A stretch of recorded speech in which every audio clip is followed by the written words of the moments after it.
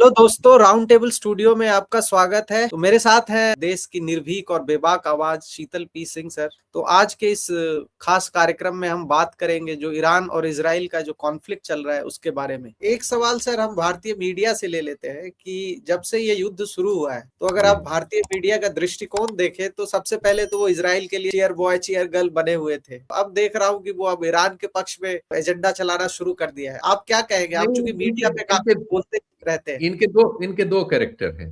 एक तो जो विचारधारा से दक्षिणपंथी है, वो तो अभी भी कोशिश करेंगे, मतलब वो तरह तरह की कलाबाजियां खा के बताना चाहेंगे कि कैसे अमेरिका जीत रहा है, कैसे इजराइल सफल हो रहा है। वो तो ये करते हुए आपको मिलेंगे, उनमें बदलाव नहीं आएगा, क्योंकि वो अजीब तरह के प्राणी होते हैं। वही लोग अगर एक दिन पहले इजराइल जाने की जगह मोदी जी चाबहार के मामले में कोई फैसला लेने ईरान गए होते, तो वही लोग वो उसके गुण गा रहे होते। वो एक सही अलग बात। ब्रीड है। वो उनका मतलब एक रात में बदल जाता है। वो मोदी जी को देख रहे हैं, वो मोदी जी की सुरक्षा में लगे हुए हैं, वो मोदी जी के हर फैसले को उनको जस्टिफाई करना है। एक तो सेक्शन ये है, और ये चूंकि सरकार से फंडेड भी है, संस्थाओं से फंडेड भी है, ऐसे उद्योगपतियों से भी फंडेड है जो इस समय सरकार के साथ है, और इस समय सरकार के खिलाफ रहना किसी उद्योगपति के लिए संभव भी नहीं है। तो एक तो ये है। दूसरे अपॉर्चुनिस्ट और चालाक और धूर्त लोग हैं, जिनको व्यूज भी लेने हैं, सरकार से भी पैसा लेना है। चमेलियन जिन्हें कहिए आप, गिरगिटान हाँ, लोग हैं। ये एक गिटार। हिस्सा वो। हाँ। तो उनकी इस रूप को आप ऐसे ही पाएंगे कि वो जो जीत रहा होगा रातों रात और मिनट भर में उसकी तरफ हो जाएंगे, और कुछ व्यू उनको लगेगा कि उनका पिटाई हो रही है, दूसरा चैनल आगे बढ़ जा रहा है, तो वो उस तरह का आदमी बुला लेंगे। जैसे बहसों में हिंदू मुसलमान बैठाते हैं, जैसे बहसों में एक आध ऐसा पत्रकार बुला लेते हैं जिससे वो थोड़ी उनको लेजिटिमेसी मिल जाए, बाकी 5 आदमी अपने बैठाए रहते हैं। इस तरह के षड्यंत्र जिन लोगों को, जो पब्लिक डिस्कोर्स वाले प्रोग्राम करते हैं, उसमें जिन लोगों को बैठाने के लिए बुलाते हैं, उनको भी छांट के बुलाते हैं। तो इतने मक्कार लोग हैं। और ये इजराइल वगैरह जो है, इनको नियंत्रण करने की जरूरत नहीं है। जैसे आजादी के समय में ये लोगों ने ब्रिटिश को अपनी सेवाएं समर्पित कर दी थी, वैसे ही इन्होंने इस समय अपनी सेवाएं इजराइल को और अमेरिका को समर्पित कर दी हैं। ये तन मन चारण लोग हैं। ये ताकतवर के तलवे सहलाने वाली कौम है। ये इतने घटिया लोग हैं, इनको कोई शर्म और लाज शर्म नहीं है। ये सिर्फ ताकतवर के साथ रहते हैं, और ये ऐसे लोग हैं जो कांग्रेस वगैरह के शासन में कांग्रेस वगैरह से फायदे उठाते रहे, बिल्कुल और खूब बिल्कुल। उठाया इन्होंने। ये उस समय भी उनके साथ थे। ये जो पिछड़ी जातियों के कुछ नेता कई जगह मुख्यमंत्री वगैरह बन गए थे, उत्तर प्रदेश बिहार बिहार में, ये उनके जमाने में उनके भी चारण थे। ये किसी के भी चारण होने के लिए तत्पर रहते हैं।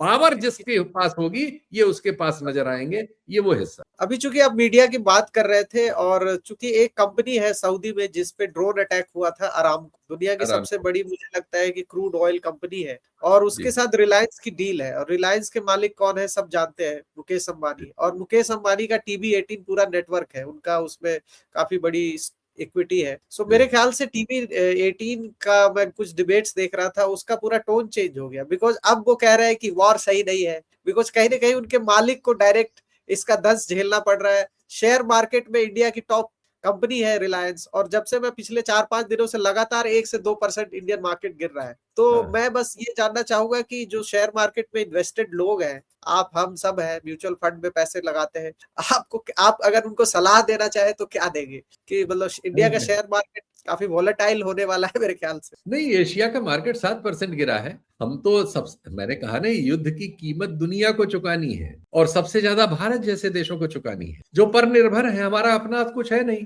ज्यादातर चीजों पर हम खरीदार हैं। तो जब हम खरीदार हैं और खरीदना बाहर से, और बाहर युद्ध चल रहा है, इसमें कोई बहुत रॉकेट साइंस नहीं है भाई। ये तो बहुत सरल चीज है कि हम खरीदार ज्यादा है, हमारा इंपोर्ट बिल ज्यादा है, एक्सपोर्ट बिल छोटा है। यानी हम ज्यादा चीजें दुनिया से खरीदते हैं, और दुनिया में आग लगी हुई है, तो हम बच जाएंगे। इससे सिर्फ दक्षिणपंथी, अब उनको क्या कहें, उनको हम कोई ऐसी संज्ञा नहीं देंगे, वो खुद अपना निर्णय, खैर वो अपना निर्णय वो क्या करेंगे। जो दर्शक इस कार्यक्रम को देख रहे हैं, वो इसको समझें कि हमको इस युद्ध से क्या लाभ हुआ। देख ले भाई। गल्फ में जो फंसे हुए जो इंडियन मजदूर है, हाँ, 90 लाख से ज्यादा, मतलब हाँ एक हाँ। तरीके से लोग हैं नौ वहां पे मिलियन नौ फंसे। मिलियन है।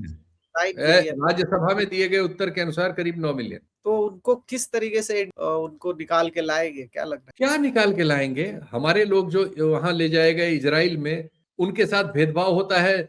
इजरायली तो खुद अच्छे बंकर में घुस जाते हैं जब बम चलता है।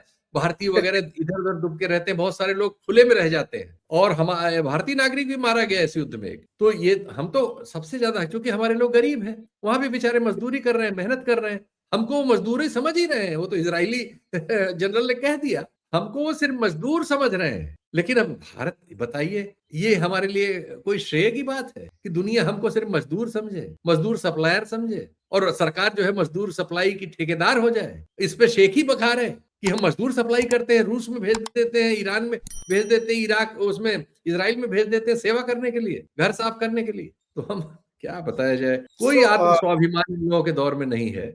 कोई स्वाभिमानी देश, कोई स्वाभिमानी समाज इस तरह की चीजें बर्दाश्त करता? नहीं, लेकिन इनमें बिल्कुल नहीं। स्वाभिमान हो तब तो। आजादी के समय से ही तलवे सहलाने वाली जमात है, वही कर रही है। रशिया यूक्रेन के आप कॉन्टेक्स्ट में भी हम इस वॉर को देख सकते हैं कि जैसे आपने बोला कि इंडिया का सबसे बड़ा जो मित्र था या सबसे बड़ा शुभचिंतक था, हितैषी था, वो रशिया था। जब जब जी, इंडिया पे संकट आती थी, रशिया हमेशा से खड़ा रहता था। आज हमारी जो सैन्य शक्ति है, उसमें जी, कहीं न कहीं रशिया का योगदान है। उन्होंने शेयर किया था अपने इंटेलिजेंस, अपनी जी, टेक्निकल जी, नो हाउ।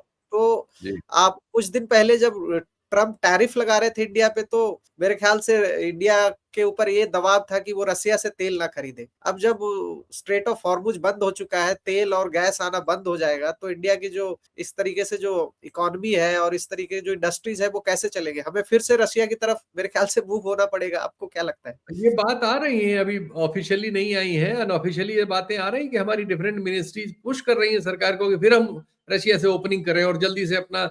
हमारी ऑयल कंपनियां रो देंगी भाई, जिनके हाँ, पास हाँ। 25 दिन का तेल है, इनको सबको इंतजाम करना होता है। एक ऑर्डर देने के बाद रशिया से जो तेल आता है उसको 55-60 दिन लगते हैं। और जगहों से जो अमेरिका से आएगा तो 70-80 दिन लगेंगे। अमेरिका मनमानी कीमत ले रहा है और वैसे ही दाम बढ़ गए हैं, तो वो इन सब के लिए विंडफॉल हो गया है। गैस एलएनजी तो कम से कम 60-60% बढ़ गई है, यूरोप के पसीने निकले हुए हैं। इसलिए हाँ, हाँ। यूरोप जो है तो रशिया की और यूक्रेन से हाँ, आने वाली सब पाइपलाइन खोलने की बात कर रहा है। दबे पाँव वो रसिया से फिर से गैस खरीदने की सोच रहा है। हाँ, खरीदेंगे, वो क्लैंडस्टाइन तरीकों से खरीदेंगे। चोरी के भी तरीके डेवलप हो जाते हैं दुनिया में ना। ऐसी परिस्थिति में मतलब जहाज कहीं का होता है, उस पे झंडा किसी देश का दूसरे का लगा होता है, बिल किसी तीसरे देश का फटता है, पहुंचता चौथे देश में है। ये सब चीजें होती हैं ऐसी स्थिति में, वही सब होंगी। और इसमें दलालों के और दाम बढ़ने के और इस सब के नुकसान दुनिया की अर्थव्यवस्था को होते हैं। जो तथ्य आ रहे हैं कि करीब 3% इकोनॉमी तो जापान की डाउन होने वाली है, कि अगर बिल्कुल, ये बिल्कुल। 1 महीने 2 महीने चला, जैसी परिस्थिति है। अभी थोड़ी देर पहले खबर आई है कि एक और जहाज, मतलब ये माना जा रहा था कि, और घोषणा कर दी थी अमेरिकन सुरक्षा तंत्र ने, अमेरिकी उसके प्रवक्ता ने, कि हमने पूरा एयर स्पेस ईरान का खाली करा लिया है, कोई अब उनके पास डिफेंस नहीं बची। लेकिन अभी थोड़ी देर पहले खबर आई है कि इनका एक जहाज अभी मारा गया है ईरान की सीमा में। उसके ईरान पायलट्स को किसी तरह ये लोग निकाल लिए, लेकिन जहाज F-15 गिरा है। इसके पहले 3 जहाज गिरे थे। 6 लाशें जा चुकी हैं अमेरिका की। लगभग उनके सारे दूतावासों पर जो गल्फ में है और कतर में है, इधर है, सब पर हमला करने में ईरान सफल रहा है। अमेरिका ने अभी स्वीकार किया है कि वो उनके मिसाइल्स को और उनको एकदम नहीं रोक सकते। अमेरिका ने यह भी स्वीकार किया है अपने नागरिकों को जो इन इलाकों में रह रहे हैं, कि आप अपनी सुरक्षा स्वयं करें, हम आपको अभी सुरक्षा नहीं दे सकते। सुरक्षा नहीं दे ये तो सकते। क्या है, ये आपका क्या आकलन था? आप दुनिया के सबसे समर्थ देश हैं, आपके पास 30 ट्रिलियन की इकोनॉमी है। ईरान बेचारा 1 ट्रिलियन भी नहीं है, मारा हुआ पड़ा था। 10-15 साल से आपने सैंक्शन लगा रखी थी, और आपने जो भी सोचा कि 1 दिन 2 दिन में हम उसकी एयर पावर ले लेंगे, 11-12 उनके नेवी के जहाज इन्होंने उड़ा दिए, सोचा अब सब खत्म, तुरंत सरेंडर हो जाएगा और जनता विद्रोह कर देगी, उनकी लीडरशिप को मार देंगे। वही तो फैसला आपके पक्ष का नहीं नजर आ रहा है, बल्कि आपने 165 बच्चियों को जो मार दिया है सारी दुनिया में, और खुद अमेरिकी मीडिया में इस पर आपकी थू-थू हो रही है। हालांकि मीडिया का, दुनिया का बड़ा हिस्सा जो ज्यूज आबादी है उनके हाथ में है, और वो उनके विचारों को एडिट प्रोपेगेट करके करते हैं। दिखाता है और काफी उनको बचाता है। लेकिन इसके बावजूद सूचनाएं आ रही हैं। एक मैंने अभी इजरायली एक पत्रकार है और ह्यूमन राइट्स एक्टिविस्ट भी है, उन्होंने ये लिखा है कि जिस तरीके से सर्विलांस कर रहा है न्यूज का, जो ईरानी जो अटैक्स हो रहे हैं, ईरान का जो एक तरीके से इजराइल पे जो अटैक हो रहा है, या ईरान जिस तरीके से मुंहतोड़ जवाब दे रही है, उससे जो इजराइल में जो जान माल की क्षति हो रही है, उसके पिक्चर्स हमें देखने को नहीं मिल रहे हैं। और जो जी, अंदर इजराइल में रह के जो एक तरीके से रिपोर्टिंग कर रहे हैं, उनको किसी भी तरह का पोस्ट करने से रोका जा रहा है, ताकि ये जी, लगे कि हम टीवी पे वॉर ये जीत चुके हैं, लेकिन जी, अंदरूनी हालात बहुत खराब है। तो मेरे जी। ख्याल से इजरायली रेजीम के ऊपर भी बहुत बड़ा क्वेश्चन मार्क है। और नेतन्याहू का क्या फेट होगा? आपको क्या लगता है? नेतन्याहू, चूंकि इजराइल जो IRGS है, जो रेवोल्यूशनरी गार्ड है वो कह रहे हैं कि खamenei साहब का बदला हम आपसे चुकाएंगे, नेतन्याहू से चुकाएंगे। और एक हमला भी हुआ था उनके ऑफिस पे, तो उनकी मूवमेंट भी ट्रैक कर रहे हैं IRGS वाले। आपको लगता है कि ये कहीं वर्ल्ड वॉर 2 में जो हुआ था उस तरह की सिचुएशन न बन जाए कि वहां के नहीं, राजा को मार। मैं ऐसी कल्पनाएं नहीं कर रहा हूं। वो लोग अभी बहुत समर्थ हैं, लेकिन निश्चित तौर पर इजरायली आबादी को तो बंकरों में सोना पड़ रहा है, बंकरों में बिल्कुल। बाथरूम की और दूसरी समस्याएं हो रही हैं, उससे निश्चित तौर पर एक नाराजगी है। लेकिन आज की दुनिया में एक समस्या है, दुनिया में इस समय दक्षिण पंथ की जो विचारधारा है उसके लोग बहुत जगह हैं, इजराइल समेत, अमेरिका समेत, भारत समेत। तो इनमें क्या होता है कि एक आबादी ऐसी होती है इससे, दक्षिण पंथ के तर्कों से जो प्रभावित होती है, 30-35% होती है, कहीं कहीं 28% होती है, कहीं 25% होती है, जो कट्टरता में विचार करती है, जो सोच समझ से नहीं चलती, जो बहुत ही जिद से चलती है, और उसमें जनरली नफरत का भाव होता है। वो बिल्कुल। नफरत के भाव से अपने हर फैसले को तय करती है, और उसकी वजह से उनके ज्यादातर निष्कर्ष जो हैं उनकी अपनी आबादी के लिए, उनके अपने समाज के लिए और दुनिया के लिए तो होते ही हैं, दुनिया के लिए कष्टदायी होते हैं, उनके अपने लिए भी बहुत कष्टदायी होते हैं। और ये चीज इजराइल में भी है। इजराइल में ठीक है कि एक बड़ा हिस्सा उनसे असहमत हो रहा है, लेकिन अभी वो 30-35% हिस्सा है।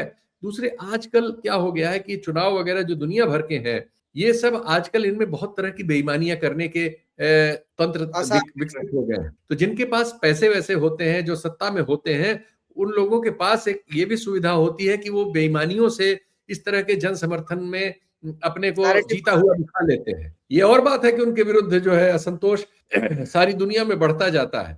वो कभी ऐसा भी हो सकता है, जो आप कह रहे हैं वो भी सही हो सकता है। आज वो स्थिति मुझे नहीं दिखती कि नेतन्याहू को ईरानी वो लोग मार लेंगे। बाई चांस कोई चीज हो जाए बात अलग है, लेकिन इजरायली जनता को तो लगातार उन्होंने बंकरों में रखा हुआ है। अभी सुबह ही उन्होंने पहला वो हमला किया है, पहला नहीं, आज सुबह का जो हमला किया है पूरा के हाहाकार मचा हुआ है। तो इसके बावजूद कि ये लोग बहुत शक्तिशाली है, कोई मैच नहीं है। मतलब ईरान स्थिति अमेरिका से लड़ाई हो रही हो तो इसमें हम कोई मैच ढूंढे, कोई मतलब ही नहीं है। और इसराइल तो वैसे ही बहुत विकसित देश है, तकनीकी रूप से बहुत विकसित है।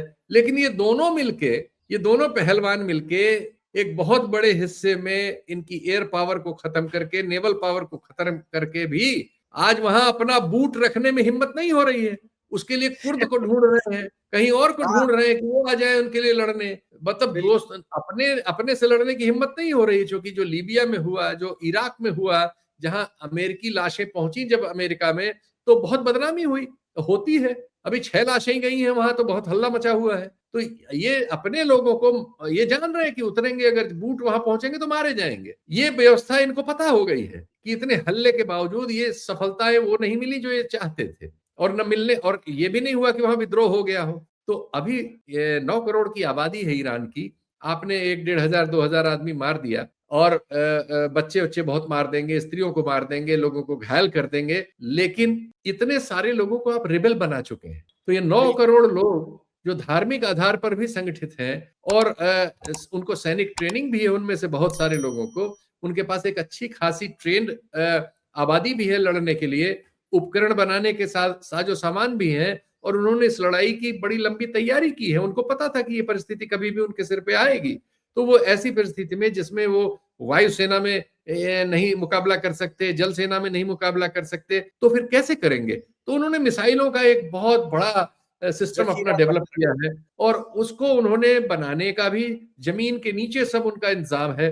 बहुत सारा उनका नष्ट हो रहा होगा, लेकिन फिर भी इतना रहेगा कि जैसे उन्होंने आज सुबह एक जहाज इनका मार गिराया। तो ये सब चीजें होती रहेंगी और इनके नुकसान होते रहेंगे, और बहुत बड़ी कॉस्ट है, जो आपने शुरू में कहा था। इस युद्ध की जो कीमत है वो बहुत ज्यादा है, जो अमेरिका को ज्यादा से ज्यादा भरनी पड़ रही है। इससे अमेरिकन टैक्स पेयर में गुस्सा बढ़ना ही बढ़ना है। तो अमेरिका इसे अनंत काल तक युद्ध को नहीं चला सकता। हालांकि ट्रंप ने इस तरह के डायलॉग देना शुरू कर दिया है कि हम इतने समय तक चला सकते हैं। पहले 3-4 दिन की पहले बात बोला थी, था, फिर कुछ हफ्तों की बात फिर हुई, 4 फिर सप्ताह। हुआ हम लंबे समय तक चला सकते हैं। तो इस तरह से हम वो लकीर को बड़ा करने की कोशिश कर रहे हैं, क्योंकि वो जान रहे हैं कि जो सोच के आए थे वो एग्जैक्टली वैसा नहीं हो रहा है, और नहीं दुनिया हो में रहा। भी उसको उस तरह से समर्थन इस बार वैसा नहीं मिल रहा है। एक सुबह खबर आई है कि अब जो है ईरान जो है, सॉरी, अमेरिका और इजराइल जो है कर्दिश फोर्सेस को उतारने वाली है। एक प्रॉक्सी जो मिलिशिया मैंने है उसको बताया लेके मैंने आएगी। हाँ, बताया लेकिन वही कर्दिश फोर्सेस हैं जिनको ये अभी छोड़ के भाग गए थे जब इन्होंने सीरिया में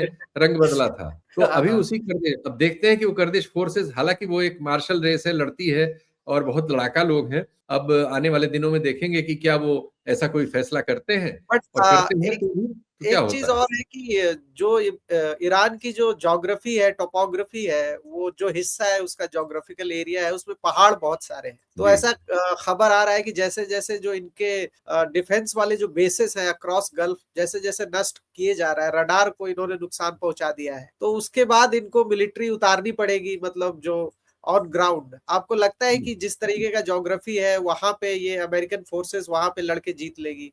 क्योंकि इराक में तो ये जीत नहीं पाए उतने नहीं दिन तक नहीं, वो। जीतने हारने की दो परिभाषाएं हैं। क्या उनका दिल जीत लेंगे या उनको सैनिक रूप से जीत लेंगे। हाँ, ये भी आपके है। पास बहुत बड़ी फोर्स है, हो सकता है कि आप एक ऐसी परिस्थिति पैदा कर दें कि किसी एक टपलू को अमेरिका से लाके या यूरोप से लाके कहें कि अब ये आपका राष्ट्रपति है, लेकिन ना तो वो सुरक्षित रहेगा ना आप सुरक्षित रहेंगे। क्योंकि जो हॉस्टिलिटी आप समाज में, जब 9 करोड़ लोगों के मन में जो अपने लिए नफरत हो, 165 बच्चियों की जो लाश है वो हर घर में, हर टीवी पे, हर फोन में चली गई है। आपको असुरक्षा अब उस पूरे रीजन में, आप इराक में आज सुरक्षित नहीं है, आपने लीबिया में ये सब कर दिया, क्या सुरक्षित है? अमेरिकी सुरक्षित कहाँ है? तो ये अमेरिका की सुरक्षा या इजराइल की सुरक्षा, जिसके लिए उन्होंने ये युद्ध किया है, वो हासिल नहीं होगा इस युद्ध से, वो इन नीतियों से भी हासिल नहीं होगा। ये सुरक्षा हर घटना से और बढ़ेगी, और बढ़ गई है। तो इसलिए इस तरह की कोई सफलताएं कभी किसी, जो चीजें बातचीत से हल होती हैं, आखिर में हर चीज बातचीत से ही हल होती है। लेकिन फिर भी जो गुंडे बदमाश होते हैं, जो इस तरह की सोच वाले लोग होते हैं, दक्षिण पंथ दुनिया में ऐसे ही सोचता है, वो दादागिरी से चीजों को सोचता, डराना चाहता है लोग, कमजोर लोगों पर हमला करके अपने को शेखी बगाड़ता, तो उसके फैसले हमेशा गलत हुए हैं। और दुनिया की आबादी ने, दुनिया की अर्थव्यवस्थाओं ने, दुनिया में मनुष्यता ने उसकी कीमतें चुकाई हैं। इस युद्ध में भी वो कीमत चुकाई जा रही है। ये ऐसे युद्ध हैं जो, जिनमें कभी कोई जीत किसी की नहीं होती, ये अनवरत चलते रहते हैं। और इस पूरे इलाके में आप क्या इराक में किसी अमरीकी टूरिस्ट को ऐसे सोच सकते हैं, इतने लड़ाई, इतने कुर्बानी के बाद, कि वो सामान्य रूप से वहां जा सकता है? आपको याद ही होगा कि अभी कतर में जब इनके जहाज गिरे, तो जो उसके पायलट थे, वो एक कई भाषाओं में लिखा हुआ, अरबी भाषाओं के, ईरानी भाषा में, इराकी में, सब में लिखा हुआ पोस्टर लेके खड़े थे कि हम सब अमेरिका से हैं, ये है, और हम तो ये है वो है, मतलब सफाई देने क्या, कि क्योंकि वहां के लोग पता चला नोच के आपको वो कर दें। बिल्कुल तो बिल्कुल। ये आप हॉस्टिलिटी जो पैदा कर रहे हैं एक बहुत बड़े इलाके में, या कर दी है। सच्चाई ये है कि जो देश जहां इनके सैनिक अड्डे हैं, चाहे दुबई हो, चाहे यूएई हो, मतलब पूरा, चाहे सऊदी अरब हो, कतर हो, कुवैत हो, इन देशों की आबादियां भी इनके लिए हॉस्टाइल हैं। बिल्कुल सिर्फ शासक आपके साथ है, और ये स्थिति में कोई परिवर्तन अभी होने नहीं जा रहा है। ये इससे हर युद्ध उसको और बढ़ा रहा है, और दुनिया में एक नए आतंकवादी दौर की, जिसको ये आतंकवादी कहते हैं और दूसरे लोग ये कहते हैं कि हमने बदला लिया, ये बदले का माहौल पैदा करने वाले फैसले हैं। और इस तरह के फैसले जब भी, जहां जिस दुनिया ने लिए हैं, उसने उसकी कीमत चुकाई है। और जो भी ये सोच रहा है कि वो इसमें कुछ सफल हो जाएगा, आखिर में हम पाएंगे कि सिर्फ सारी दुनिया इसमें सिर्फ असफल हुई। मैं आखिरी के 2-3 क्वेश्चंस जो मेरे दिमाग में आ रहा है वो ले लेता हूँ। चूंकि जो गल्फ का जो पूरा जो स्ट्रक्चर है, जो इकोनॉमी है, वो पेट्रो डॉलर पे डिपेंड करती है। यानी वो अमेरिका इनसे तेल खरीदता है, दुनिया के बाकी सारे देश तेल खरीदते हैं, उनको डॉलर में सारी पे दुनिया। करते हैं, और हाँ। वही डॉलर जो है अमेरिकन कंपनीज जो टेक स्टॉक्स है या बाकी जो कंपनीज है वो मतलब सऊदी अरब और यूनाइटेड अरब अमीरात लगाते हैं। लेकिन जिस तरीके से जो आर्थिक जो बन रहा है, जो परिभाषा बन रही है, आर्थिक जो समीकरण बन रहे हैं, उससे पूरा का पूरा जो मिडिल ईस्ट का जो इकोनॉमी है वो मतलब ब्रेकडाउन के कगार पे है। पेट्रो डॉलर खत्म होगा, अमेरिका का भी स्टॉक मार्केट गिरने वाला है। सो ग्लोबल लेवल पे इकोनॉमिक क्राइसिस आने वाली है। और इंडिया का मैं यहाँ पे जिक्र इसलिए कर रहा हूँ कि इंडिया का बहुत बड़ा trading partner, in fact I think top 2 में है गल्फ कंट्रीज। अगर पूरा ओवरऑल मिडिल ईस्ट का ट्रेड का जो देखे, बैलेंस ऑफ पेमेंट काफी हाई है। तो मुझे लग रहा है इंडिया आने वाले दिनों में काफी गहरा इकोनॉमिक क्राइसिस में जाने वाला है। और मैं तो आखिरी में ये पूछना चाहूंगा कि इसके बाद भी अगर इंडियन लोग इस वॉर के साथ हैं, उसको चेयर कर रहे हैं, तो मेरे ख्याल से ये शर्म की बात है। आपको क्या लग रहा है? नहीं नहीं, वो लोग जो आजादी की लड़ाई में अंग्रेजों के साथ थे, वो लोग इस लड़ाई में फिर अंग्रेजों के जैसे लोगों के साथ जो आजादी की लड़ाई में, अपने देश की आजादी की लड़ाई में देशवासियों के साथ नहीं थे, वो आज भी देशवासियों के साथ नहीं। उनके अपने हित, उनके अपने उद्योगपति हैं, उनके हित हैं, उनके अपने राज सत्ता में बने रहने के हित हैं, उनके अपने नौकरियों वगैरह पे कब्जे के हित हैं, जुडिशरी पे, मीडिया पे कब्जे के हित हैं, देश में मिडिल क्लास बने रहने के हित हैं। उसके लिए वो इस देश की बड़ी आबादी के साथ हमेशा अन्याय करते हैं। उसके पक्ष में कोई न्याय का फैसला हो तो उसको रोकने आ जाते हैं। तो वो पूरा क्लास है इस देश में और बहुत पहले से बना हुआ है। वो दलाल क्लास है, वो मुगलों का दलाल था, वो अंग्रेजों का दलाल था, वो आज अमेरिका का और इजराइल का दलाल बनने को तत्पर है। कल कोई और ताकतवर होगा उसके साथ हो जाए। ये तो इस देश के साधारण लोगों को और आत्म स्वाभिमानी लोगों के सोचने का विषय है कि क्या हम ऐसे ही देश में तब्दील होना चाहते थे आजादी की लड़ाई में, और इन्होंने हमें कहां पहुंचा दिया। ये सवाल उनके लिए है। मुझे लगता है आपके अपने कार्यक्रम को यहीं रोक देना चाहिए। हाँ हाँ, मुझे लगता है कि हमने ढेर सारी बातें की और कई सारे एस्पेक्ट पे चर्चा की, और इस चर्चा में शीतल सर हमसे जुड़े थे और उन्होंने ढेर सारी बातें और काफी एनालिटिकल बात थी जो बाकी सारे मीडिया हाउसेस में नहीं मिलेगा। बाकी सारे चैनलों पे बस बात ये हो रही है कि कौन सा मिसाइल दागा, कौन सा ड्रोन से क्या उड़ाया, लेकिन हमने इसमें काफी तथ्य आधारित बातचीत करी है। तो इस वीडियो को आप जरूर देखें और अपने अपने फ्रेंड्स और फैमिली के साथ शेयर करें। तो एक बार फिर मैं आपका धन्यवाद करना चाहूंगा सर, और इसके साथ मैं इस कार्यक्रम का समापन करता हूँ। धन्यवाद हमारे कार्यक्रम में जुड़ने के लिए। Thank you sir. जरूर।